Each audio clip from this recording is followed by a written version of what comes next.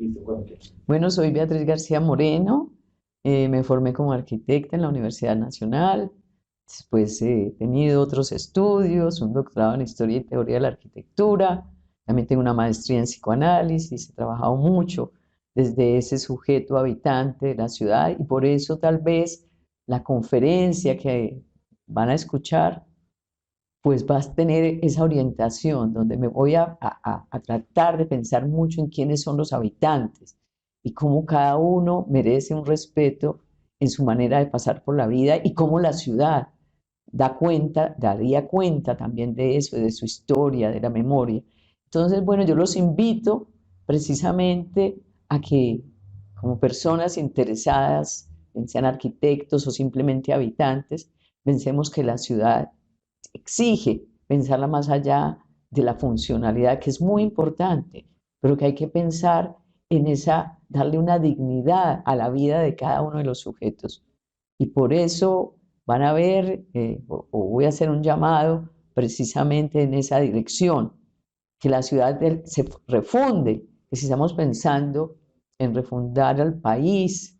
o en, a partir del acuerdo de paz, encontrar otras formas de vida, yo creo perfectamente, es necesario también que la ciudad adquiera un lugar preponderante en ese proyecto de país y que las ciudades asuman de una vez por todas que tienen que ofrecer un espacio para que el sujeto habitante pueda pasar su vida con la dignidad que se merece. Entonces, para que nunca nos olvidemos de esto. Un saludo para todos. Bueno, entonces la charla que quiero compartir con ustedes la he titulado Hacia la refundación de la ciudad colombiana en la época del posconflicto. Entonces, como les decía, voy a empezar a leer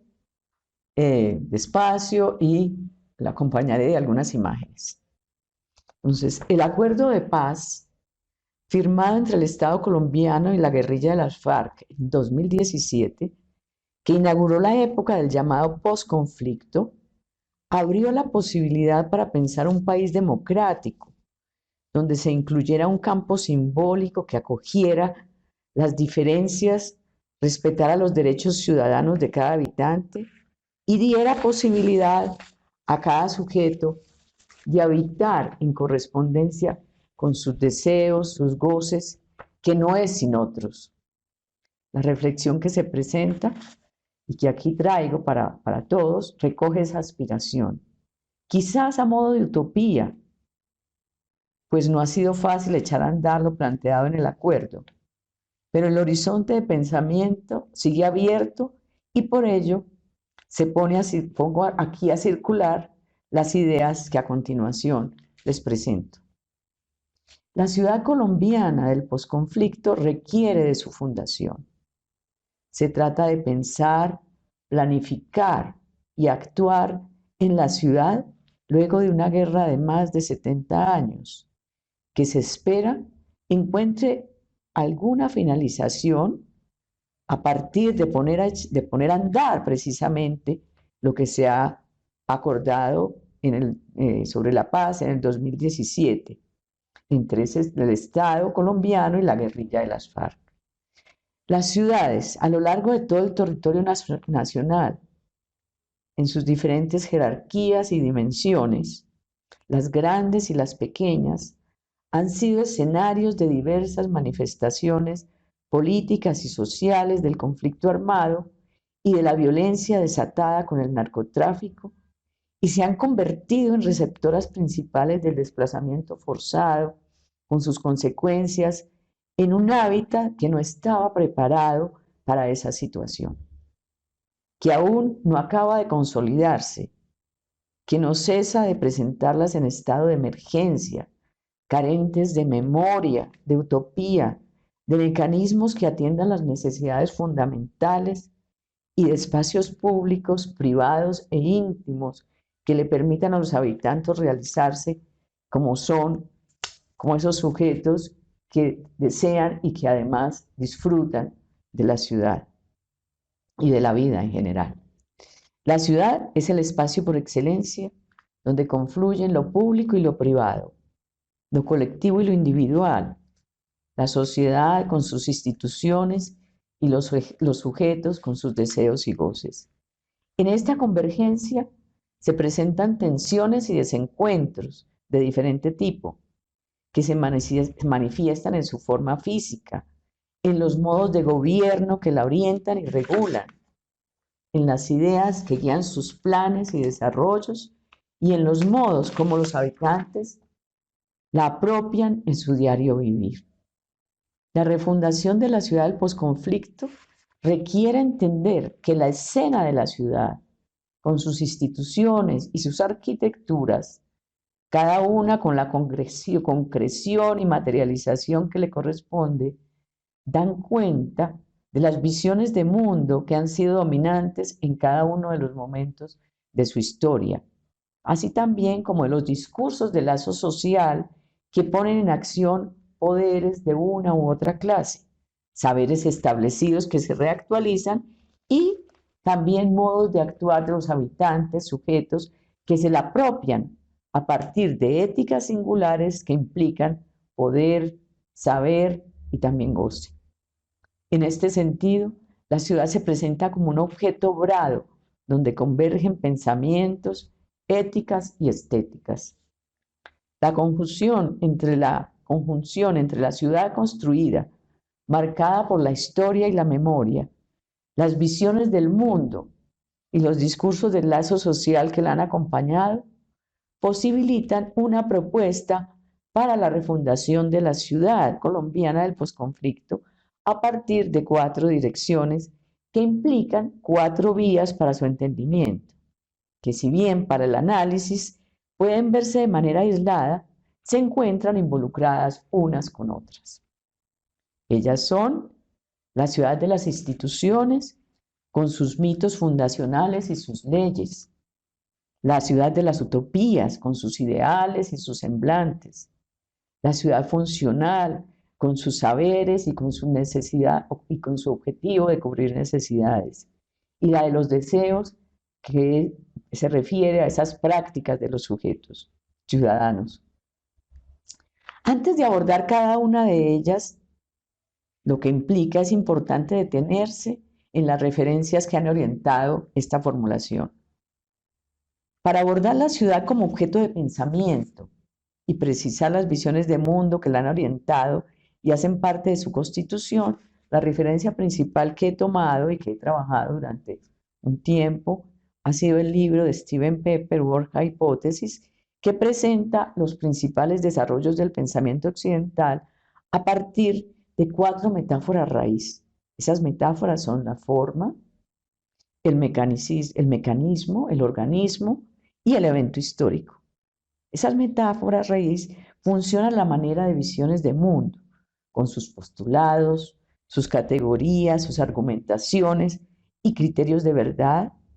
y él las denomina formismo, mecanicismo, organicismo y contextualismo. Para afrontar el tema de los discursos del lazo social, que precisan reconocer el campo de la ética como constitutivo fundamental de la ciudad, pues es un elemento clave, el tema de pensar que la ciudad es un tema de ética muy importante. La orientación es el pensamiento de Jacques Lacan, presentado especialmente en su seminario 17, El reverso del psicoanálisis, en el cual este autor aborda los discursos del lazo social a partir de 4 combinatorias que incluyen al sujeto del inconsciente, que tiene que vérselas con amos diferentes, con trabajos, deseo, pero también con su cuerpo, que es un cuerpo atravesado por las pulsiones, por sus goces. Los discursos, de acuerdo con cada situación, responden a diferentes factores: a los mandatos de un amo que gobierna, a un saber impersonal que configura el tesoro de los significantes construidos por la cultura y por la ciencia, a la propia división subjetiva que posibilita el deseo y da también esa cabida al disfrute, que es parte fundamental de nuestra existencia. Todo ello sucediendo en tiempos del dominio del sistema capitalista, que le aporta a cada uno de estos factores un sentido específico. Entonces, para abordar la ciudad materializada existente, también he tomado 4 momentos de la historia de la ciudad que considero han implicado su redefinición, los cuales de manera tácita sugieren su refundación. Y por eso tal vez he utilizado ese significante refundación. Ellos son la ciudad fundacional de la colonia, con su dependencia de la corona española y de la Iglesia Católica, con las huellas e indicios del habitar precolombino, aún por descubrir. La ciudad de la República, que luego de la independencia de España requirió de la implantación de la República misma y de la formulación de su propia constitución sobre la materialidad existente, a la vez que abrió la posibilidad a movimientos colonizadores del territorio que estuvieron acompañados de la fundación de ciudades. La ciudad de la modernidad, fruto de la explosión urbana que se ha expandido sin mayores límites, presionada por los procesos sociopolíticos y económicos que incluyen fenómenos de violencia permanente y cuyos puntos de amarre pueden encontrarse en la sucesión, desde las primeras décadas del siglo XX, de planes de desarrollo urbano y territorial que han tratado de darle forma, y también en la Constitución de 1991, que sentó un mojón importante para su desarrollo. Cada uno de estos fenómenos le ha exigido a la ciudad colombiana reacomodarse en tiempos que oscilan entre la marcha forzada y la inmovilización, con apoyo de las instituciones de gobierno, a veces diligentes, pero también precarias, de la orientación dada por una planificación urbana que requiere reinventarse para poder afrontar la magnitud y el ritmo acelerado de la urbanización y los complejos problemas que esto conlleva. En medio de ello también estarían los habitantes, ciudadanos, sujetos, con su vida, con su existencia, con sus dolores, que la apropian y dejan su impronta con sus prácticas. A continuación, entonces, me voy a detener en cada una de estas ciudades. Entonces, vamos a empezar por esa ciudad que le daba como nombre la ciudad de las instituciones, de mitos, leyes y ambos. Muchas personas tal vez que pasaron por mi aula me han escuchado hablar de esto, entonces espero recrearles esa memoria si me llegan a escuchar. Hay narraciones de origen que anteceden a la ciudad, que hablan de hechos y deseos que las precedieron o sugieren caminos para pensar en un posible inicio. Una de estas últimas, de esas narraciones, podría ser, o que quiero citar, es la de Totem y Tabú de Freud, donde habla de la fundación de la vida en sociedad a partir del establecimiento de una ley. Es una primera ley que legisló sobre el goce sin límites, el goce sin límite de los habitantes, y promulgó la ley del incesto como ley fundante que marca límites de consanguinidad en el intercambio sexual entre hombres y mujeres y define normas en relación con los lugares de habitar. Es decir, esto incluye una manera de habitar el territorio. ¿Dónde están los hombres? ¿Dónde están las mujeres? Bueno, ya todo eso hay grandes estudios sobre ese tema. Entonces, esas normas de cómo habitar, de cuál es el gobierno de la comunidad y cómo es la posesión de los bienes. Otra narración es la del Génesis, que también puede considerarse como una narración mítica que precede la fundación de la ciudad. Establece la ley moral como la que da inicio a la posibilidad de vivir en comunidad. Estas narraciones se refieren, por ejemplo, a la expulsión de Adán y Eva del paraíso, con el mandato de establecer un poblamiento donde rija un orden basado en las normas de moralidad establecidas que parten de una sexualidad destinada a la reproducción, las cuales posteriormente fueron precisadas en los 10 mandamientos dictados por Dios a Moisés, que se convierten en la ley moral por excelencia que ha regido las narraciones míticas del judaísmo y del cristianismo. La ciudad, a partir de estas leyes que la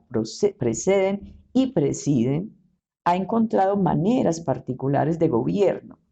que se concretan en instituciones destinadas a ese fin. Son pilares fundantes en esa dirección el pensamiento de Platón en la República o el de Aristóteles en la política. En sus teorías, la ciudad adquiere la dimensión de objeto de bien por excelencia, que debe ser gobernado por los más sabios, amparados en la sabiduría de los dioses, de tal modo que en ella La confluencia de lo público y lo privado está orientada por la participación en un saber compuesto de verdades preestablecidas que se configuran como la tradición a seguir en la conformación del habitar terrenal. La ciudad histórica recoge los mitos y la tradición que han marcado y singularizado la ciudad y que han permanecido a través del tiempo en sus trazados y arquitecturas y en narraciones orales o escritas que no siempre tienen una dimensión en la estructura física de la ciudad. Los mandatos de esta fundación se han consignado en leyes que atienden a su materialización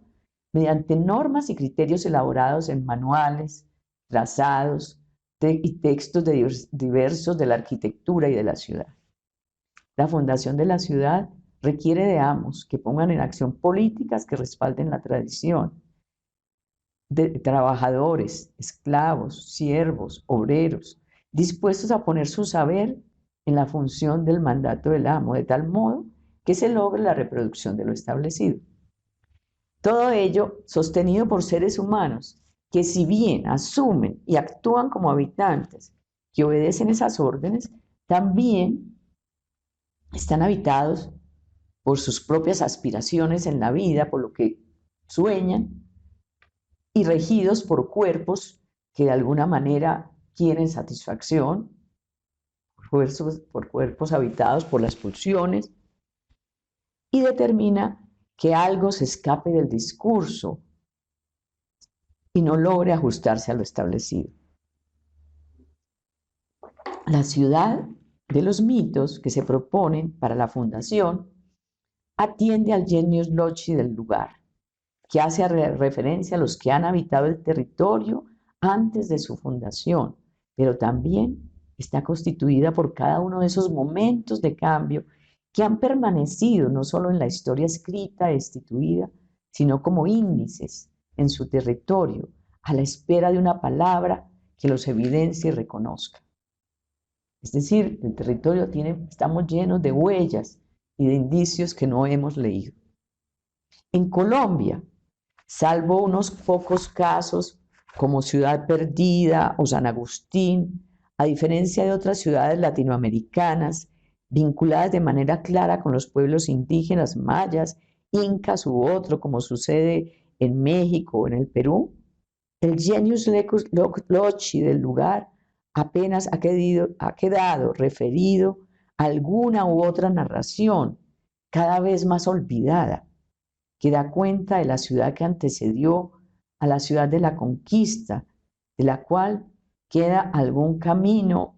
o indicio a la manera de huella perdida en medio de la selva, como los caminos que de pronto encontramos, los caminos reales tal vez, que quizás se hayan reconocido o que apenas se sospecha. En general, en la historia de Colombia, el origen de sus ciudades se relaciona con la época de la conquista y de la colonia española, que impuso como modelo, la construcción de una ciudad a partir de la plaza, a la manera de un gran vacío que convoca a los poderes que la legislan, la iglesia que preside, las casas de gobierno de la monarquía española que dictan las leyes y las viviendas de los más adinerados. La plaza se constituye en el vacío para ser ocupado, no solo por los requerimientos del amo y sus ansias de poder, sino por los mercados, la fiesta, las rogativas, donde de nuevo el humano se manifiesta en su vulnerabilidad. Las leyes de Indias, dictadas en época de Felipe II a partir de las tradiciones existentes, formalizaron y establecieron la normativa para construir la ciudad y la arquitectura del Nuevo Mundo, de tal manera que se conservara lo instituido como bien, en este caso, el imperio de la corona española y de la Iglesia Católica. Los trazados originales y las arquitecturas que los acompañaron y permanecen a través del tiempo se constituyen en marcas de la ciudad que hablan de su origen, aunque hayan sido redefinidos posteriormente en sus funciones. Podría decirse que la ciudad colombiana fue redefinida de nuevo con la independencia. Los hechos acaecidos, apoyados en un nuevo paradigma de gobierno, la República, implicó a los moradores dejar a los amos antiguos, monarcas y clero, y asumir los amos laicos, orientados por la Constitución. Esto conllevó transformaciones en la ciudad que aún permanecen. La ciudad republicana llegó con sus edificios de gobierno que, al situarse en los marcos de la plaza o en sus alrededores, hicieron que el poder de la Iglesia cobrara otra dimensión ante el surgimiento del Capitolio Nacional y los demás edificios que allí empezaron a surgir. A la par que apareció un nuevo perfil en el centro histórico, también aparecieron otros establecimientos que buscaron poner en práctica los ideales de la reciente república, que apenas se fundaba y que se proponía atender a la población en necesidades relacionadas con la educación, la salud, la residencia y, en fin, las demandas que conllevaba la nueva situación. Esta fundación estuvo aparejada de movimientos colonizadores del territorio nacional que si bien habían empezado desde finales del siglo XVIII, se consolidaron en el siglo XIX y algunos se extendieron hasta el siglo XX. Entre ellos sobresalió la colonización antioqueña con su gesta de fundación de ciudades integradas a la economía del café, que dio origen al florecimiento de una nueva economía para el país. Con el impacto de los procesos de modernización, de modernidad y modernización, muchas de las ciudades colombianas se vieron expuestas a un crecimiento acelerado que afectó sus características originales. Esto sucedió de manera particular con la llamada explosión urbana de mediados del siglo XX, de mediados del siglo XX, que tuvo como causa la violencia política desatada en el campo por los partidos tradicionales, liberales y conservadores, y el empuje de la industrialización que le exigió acudir a la planificación urbana para su recomposición. Todo este fenómeno también exigió un replanteamiento de la manera como había sido concebido el centro histórico y la plaza fundacional. Allí aparece como la necesidad de darle otro carácter a su plaza, y la plaza pasó de ser la plaza de los parques y de la ciudad bella a convertirse en una plaza cívica.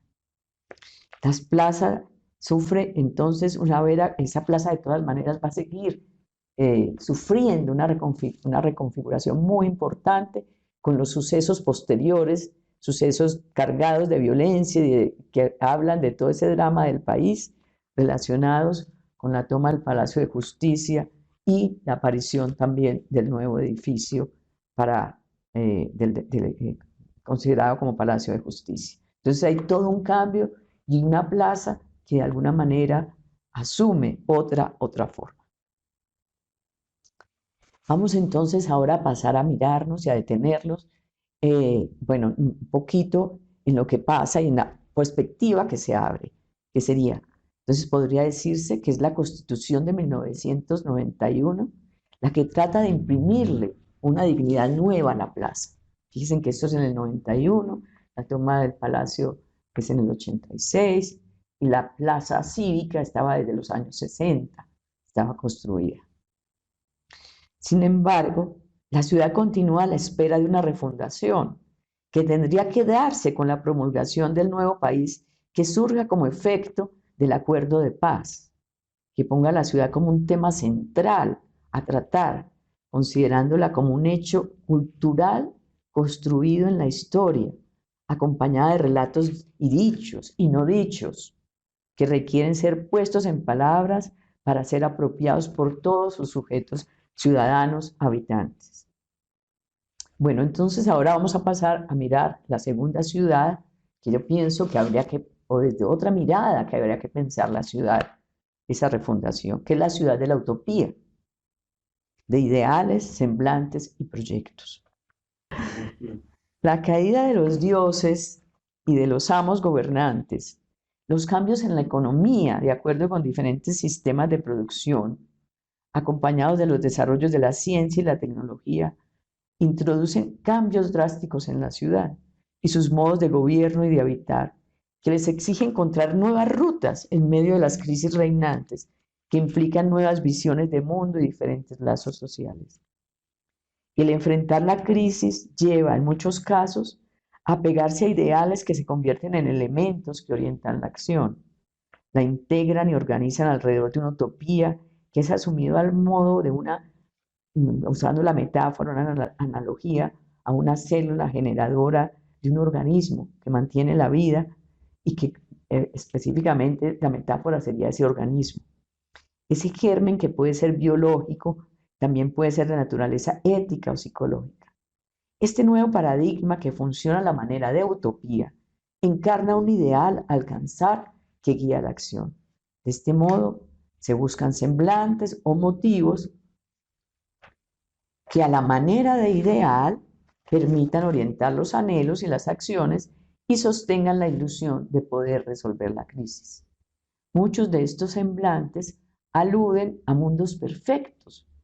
Lo que sostiene la acción es el deseo de configuración que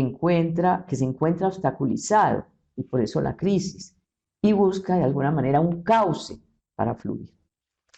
En la historia de las ciudades es posible encontrar diferentes momentos para la utopía. Uno de ellos es el caso de la ciudad europea del siglo XIX, como por ejemplo París y Londres, que debieron enfrentar los procesos de industrialización con cambios drásticos en su configuración. Las instituciones monárquicas que las habían regido hasta ese momento cayeron y en su lugar aparecieron las relacionadas con la república y las instalaciones propias del nuevo sistema económico.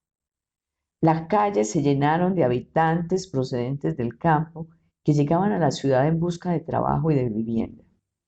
Pero la falta de infraestructura trajo toda clase de enfermedades y ello exigió recomponer la ciudad con base en ideales éticos, sociales, económicos, también estéticos.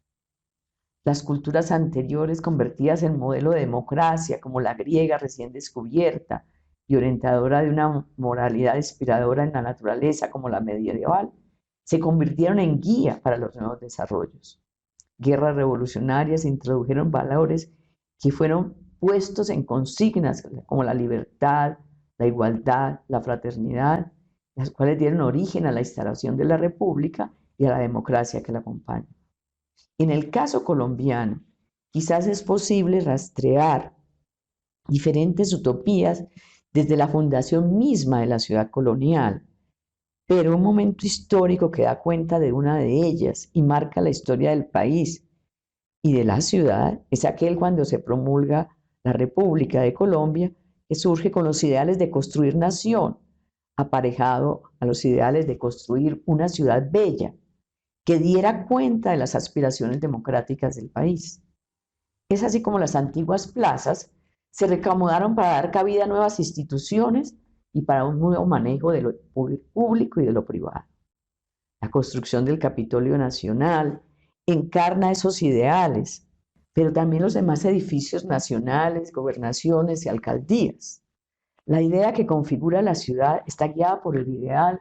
de configurar la república, una república que cuenta con la propia constitución, que fue la primera constitución que tuvimos de 1886. Este momento fue seguido de la celebración del centenario de la independencia, que dio pie al despliegue del sueño de la ciudad moderna, donde la industrialización empezaba a despuntar.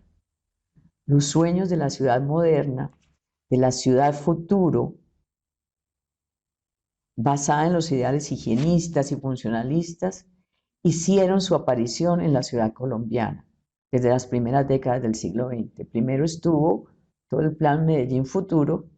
luego viene este de Bogotá Futuro. Pero fue a mediados del siglo que se impuso el ideal de construir ciudades modernas de acuerdo con los postulados de higiene, salud y eficiencia consignadas en los postulados de los congresos internacionales de arquitectura moderna (CIAM), que también había toda una utopía allí puesta, y de manera particular en la Carta de Atenas. Quizás para el caso colombiano fue la Constitución de 1991 la que abrió un camino para una construcción de una ciudad donde lo humano y su derecho a un habitar digno pueda volver a ser prioritario. Pensar la ciudad a partir de las utopías que involucra un acuerdo de paz requiere la formulación de una visión prospectiva que recoja lo que caracteriza lo que se ha llamado, y que Rossi lo puntualiza, el alma de la ciudad, y plantee un anhelo a alcanzar que a modo de utopía se convierta como una brújula que oriente los nuevos desarrollos. Esta variable implica un replanteamiento de las relaciones entre las instituciones, los habitantes sujetos a partir de una ética derivada de una democracia que pueda incluir a cada habitante como un sujeto de necesidades, de demandas, de deseo. Vamos entonces ahora a detenernos en la ciudad funcional, que sería nuestra tercera propuesta para entrar, en donde aparecen mecanismos, saberes y necesidades. La modernización que introduce la industrialización y la urbanización propone un cambio de paradigma, no solo de amos, no solo en los ideales de la nación, sino en el manejo mismo de la ciudad y sus necesidades, que implica valerse de los discursos del saber provenientes de la ciencia y la tecnología y de su instrumentalización a través del discurso universitario. El saber de la ciencia se inaugura con el desarrollo de las ciencias físicas y naturales, con los descubrimientos de Newton y Galileo,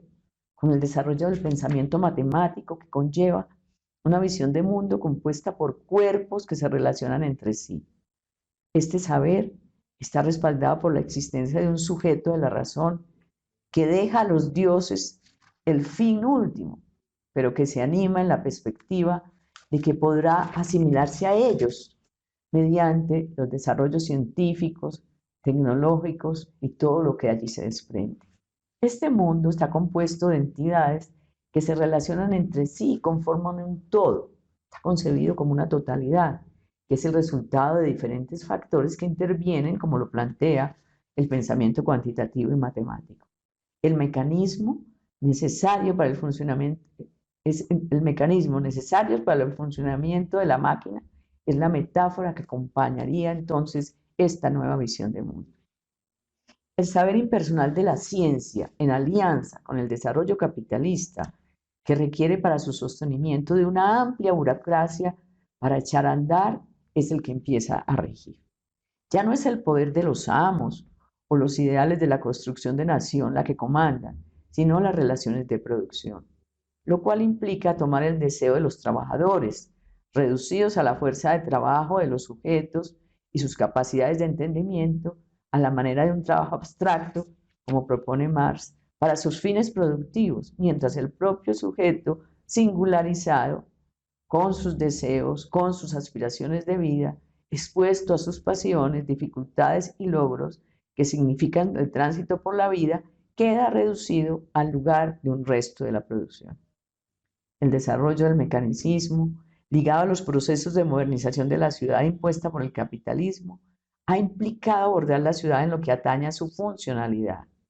En medio de la pérdida de forma que implica la industrialización y las transformaciones del territorio, las cuales no suceden por fuera de guerras y violencias de diferente tipo, como lo atestiguan el siglo XX colombiano y lo que ha transcurrido el siglo XXI.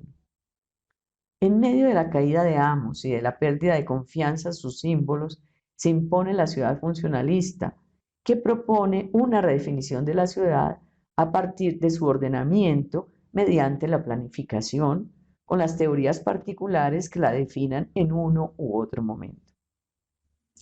Se trata de introducir orden en medio de la ciudad afectada por la modernización, que en el caso colombiano ha ocurrido en medio de marchas y procesos de desplazamiento forzado. En el caso colombiano, la ciudad de la explosión urbana, como se le ha conocido a la ciudad de mediados del siglo XX, estuvieron expuestos a procesos de crecimiento acelerado generados en la violencia política del país, desatada a partir de la muerte de Jorge Eliezer Gaitán que tuvo como consecuencia ese desplazamiento forzado de miles de campesinos del campo a la ciudad, que aún continúa, y de la consolidación de una industrialización que empezó a potenciarse en esa época. Esto implica virajes radicales en el manejo de la ciudad, pues los factores socioeconómicos tomaron el mando y trataron, mediante la planificación urbana, de dar respuesta a las necesidades apremiantes del habitar urbano. La ciudad, desde esta perspectiva, se ha recompuesto mediante planes diversos que han tratado de organizar sus infraestructuras, los usos del suelo, la movilidad, el centro histórico. Cada uno atendió a las teorías de la época, de la ciudad bella que buscó introducir la naturaleza y trató de conformar y dar consistencia a la ciudad, la de los planes pilotos y reguladores que buscaron ordenar las funciones básicas de acuerdo con las teorías del urbanismo moderno. Podría decirse que la Ley 388 de 1997, que promulga la Ley de Ordenamiento Territorial, se convierte en una referencia de gran importancia para esta refundación de la ciudad del posconflicto, en tanto que allí la planeación toma una mirada que integra, además de los sistemas de usos y de movilidad, los sistemas ecológicos y de patrimonio. La ciudad del posconflicto tendrá que rever problemas prioritarios aún sin resolver, tales como la vivienda y sus equipamientos, las infraestructuras de movilidad vehicular y peatonal, las infraestructuras de servicios básicos de agua, alcantarillado, los equipamientos comunitarios de salud, educativos, recreativos, en fin, las necesidades básicas del habitar urbano, pero también revisar el concepto de centralidad, pues no puede quedar reducido a los centros históricos y a temas económicos y políticos. La definición de centralidad debería involucrar factores de tipo educativo y cultural, como generadores de ciudad y de vida ciudadana. La ciudad funcional implica pensar la ciudad a partir de identificar, depurar y hacer eficientes los sistemas y mecanismos que en la actualidad atienden las necesidades ligadas al habitar particular de sus habitantes e instituciones. Las acciones que emprenda requieren de una articulación con la ciudad existente, con su historia y su memoria, con los sistemas ecológicos y patrimoniales y con la utopía a alcanzar. La ciudad funcional del posconflicto deberá entender la necesidad de sus habitantes más allá de una necesidad biológica o de supervivencia. Deberá comprender que esas necesidades parten de seres hablantes, atravesados por sus culturas, con demandas y modos de habitar particulares. Esta ciudad deberá garantizar una coordinación entre los diferentes sistemas relacionados con las funciones básicas del habitar, de tal modo que las instituciones que las gobiernan puedan emitir normas justas y velar por su cumplimiento. Ahorita pasemos entonces a mi última propuesta para mirar la ciudad y que la he llamado la ciudad de los deseos, donde intervienen los sujetos ciudadanos, también con sus deseos y sus goces.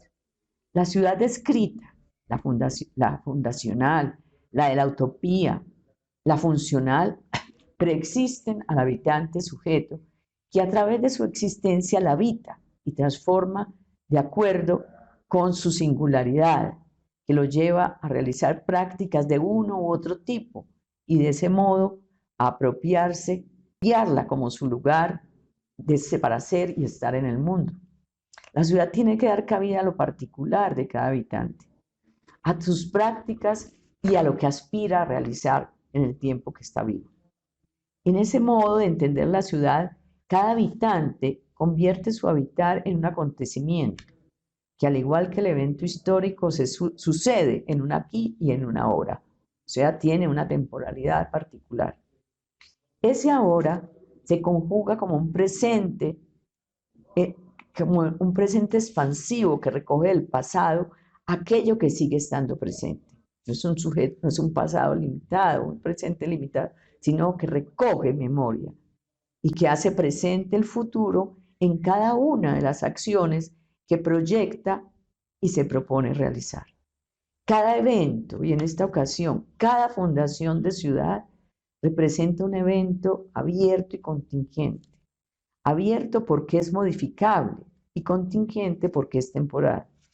Se corresponde con la vida misma del sujeto, que tiene un inicio y un fin. Cada sujeto ciudadano refunda su ciudad y crea su propia poética. El lazo social se establece a partir del deseo y del goce de cada sujeto que le dicta la manera particular de apropiarse de ese mundo y de construirlo. El saber está orientado a construir su propia narración de vida, la lucubración que lo sostiene en su paso por esta tierra. Para ello requiere de un otro que lo acoja, lo reconozca, le dé los límites y le permita encontrar cauce a su deseo. La ciudad del gobierno, la de los amos, debe ofrecer los vacíos urbanos necesarios para que cada uno con sus andares y anhelos les dé forma. La de la utopía tendrá que ofrecer una orientación donde los sueños individuales tengan lugar, y la funcional tendría que favorecer sus necesidades básicas. La posibilidad de que el habitante, ciudadano, sujeto de deseo pueda establecer un diálogo con la ciudad que le permita envolverse en la experiencia de ser y estar en el mundo es lo que da cabida a la poética del habitar que la singulariza y reconfigura al modo de una obra de arte colectiva que transforma día a día con los haceres de sus habitantes. La literatura, que en muchas ocasiones toma a la ciudad como referencia de sus narraciones, permanentemente da cuenta de ello. Un ejemplo inaugural en esta dirección la presenta Baudelaire, quien a comienzos del siglo XIX deambuló por París, ciudad envuelta en la industrialización y en los fenómenos que de ella se desprendían, como la aparición de las multitudes y del anonimato, sin una directriz que orientara la vida en medio de la urbe, y con sus poemas y escritos construyó hilos de Ariadna para vivir en medio del laberinto y comprender lo que llevaba o conllevaba esa nueva experiencia de esa urbe que se inauguraba en ese momento. De igual manera, la ciudad colombiana también tiene toda una literatura que podría darnos cuenta de sus orígenes, como Cien años de soledad, por ejemplo, García Márquez, con la Fundación de Macondo, o La tejedora de coronas, de Germán Espinosa, cuando nos habla de esa Cartagena colonial, o Antonio Caballero, que nos va a hablar de esa ciudad mucho más reciente en su obra Sin remedio. Se requiere de una ciudad que acoja al sujeto y le permita sus apropiaciones y acompañamientos. Algunos pensadores de la ciudad, como es el caso, por ejemplo, de Aldo Rossi, abrieron camino para señalar la ciudad como una obra cultural, con historia y memoria, que permite de al lado el reconocimiento de una historia colectiva y de otro a cada sujeto encontrar puntos de referencia para su propia construcción subjetiva. La apropiación y resignificación de la ciudad por cada habitante sujeto requiere de un diálogo con la ciudad histórica, con los imaginarios que han alumbrado y que resuenan en él de modo particular, y con sus propias inconsistencias. En la década de los 90 del siglo XX, el pensamiento sobre la ciudad colombiana se convirtió en un hecho inaplazable, y ello tuvo repercusiones en un sinnúmero de publicaciones que dieron cuenta de maneras diversas cómo soñarla, apropiarla, e incidieron algunos en sus planes y en sus hechos urbanos, y en hechos urbanos que han empezado a dar prioridad a la construcción de espacios públicos y equipamiento público relacionado no solo con las necesidades básicas, sino también con ofrecer espacios para que ese sujeto ciudadano pueda apropiarlas desde su propia singularidad y sus sueños de realización. La ciudad del posconflicto, pensada a través de los deseos, implica pensar la ciudad a partir de los habitantes ciudadanos, sujetos con sus singularidades, que con sus prácticas cotidianas y acciones la hacen propia y transforman en la vía que indica su búsqueda de realización como seres humanos, con las alegrías y sufrimientos que les son propias al paso por la vida. Se trata de una ciudad de habitantes, sujetos que requieren de espacios y contención para que su deseo fluya, para que su goce se moldee de la mejor manera. Para ello es necesario entonces detenerse y escuchar sus voces y sus gestos, sus deseos, aspiraciones, sus maneras de disfrutar, unidos a sus alegrías y tristezas.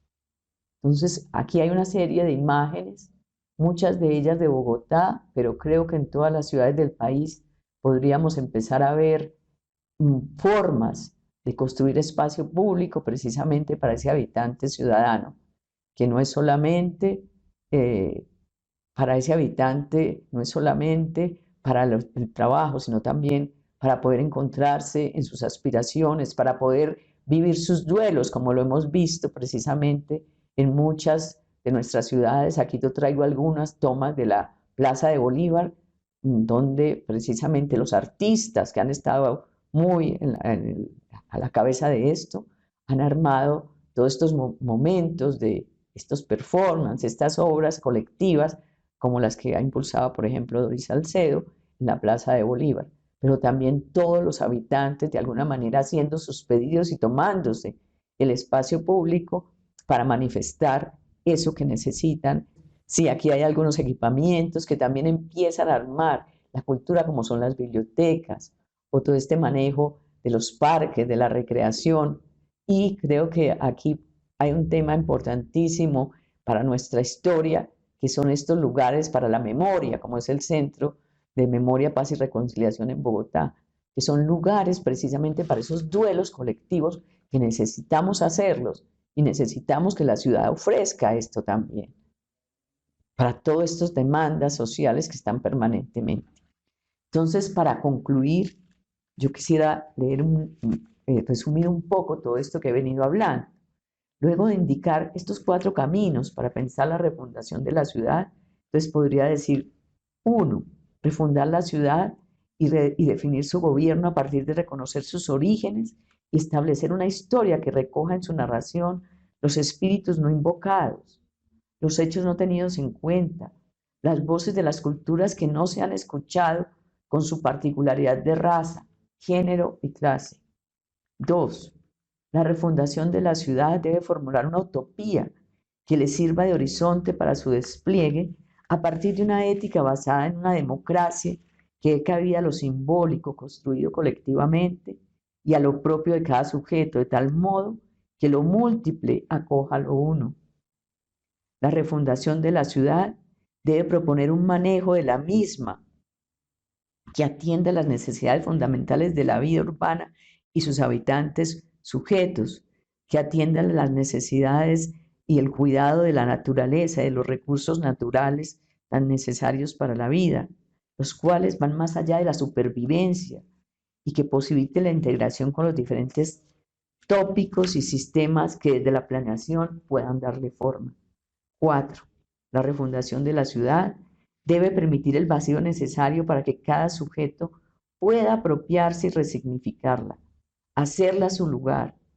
para desde ahí aportar a su cualidad a través de su corta travesía por la vida. La refundación de la ciudad requiere de un lado de las instituciones que la gobiernen, atendiendo a la dimensión no solo funcional de la ciudad, sino a un habitar poético que permita a cada habitante la posibilidad de construir un lugar en el mundo. Y de otro, requiere de habitantes ciudadanos, sujetos responsables de su deseo, de su goce, lo cual implica un respeto por el otro, de modo que puedan materializarla como obra que se distingue por tener una unicidad que da también cabida a lo múltiple. Para terminar, solamente quisiera hacer a modo de postdata, decir que este escrito, este trabajo fue iniciado antes de que se empezara la pandemia, por la invasión que se ha dado, la pandemia, el encierro que hemos tenido a raíz de la invasión del COVID-19 en el 2020, con los efectos sobre la vida urbana que está trayendo la cuarentena impuesta por las instituciones para su abordaje, las cuales están teniendo efectos importantes en las ciudades y su vida urbana. Probablemente estos sucesos permitirán continuar con nuevos pensamientos tendientes a la refundación de la ciudad, la cual, más allá de un acto simbólico que se pueda visualizar en el horizonte, se convierte en un hecho que atañe a la fundación que cada sujeto hace de la ciudad que habita. Para terminar entonces ese grafiti que allá aparece, sin poesía no hay ciudad. Muchas gracias.